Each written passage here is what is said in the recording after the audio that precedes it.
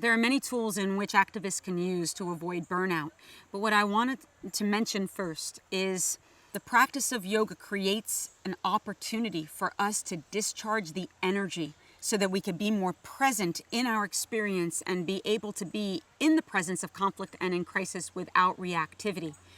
What we're taught is that everything is energy, and energy is defined as vibration with information, and some energies you can see, some you cannot. Love, for example, is an energy that you cannot see, but you can feel. Happiness, joy, but so is rage, anger, shame, guilt, grief.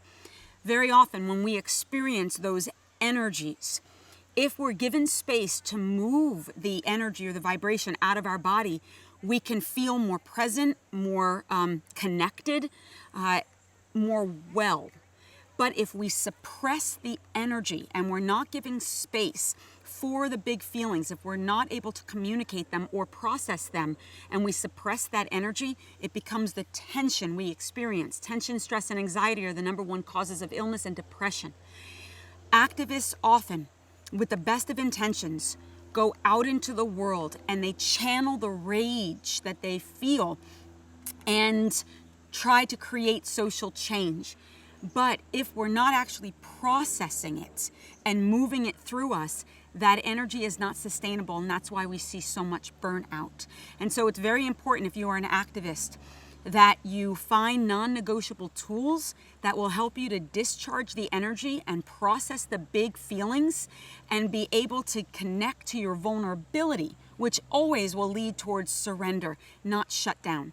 So, for example, my non-negotiables are yoga, meditation, prayer, sleep, and a nourishing and nurturing diet. These 5 things are something that I cannot let go of, because if I do, I know that my tension will rise and I will react in conflict rather than respond.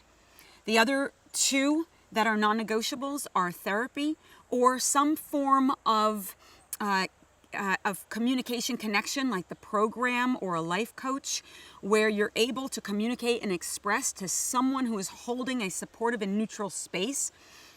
And for me, the 7th one is play. I'm the worst at that, but I know in my heart that play and connecting to my relationships, whether it's my friendships, my family, my partner, and finding spaciousness for joy is essential. I'm still working on that one though.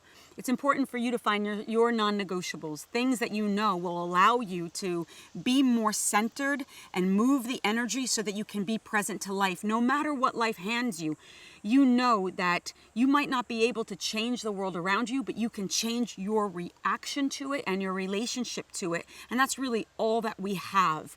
And hopefully, by centering ourselves and being communicative and loving in our response, helps to alter the environment in which we are engaging.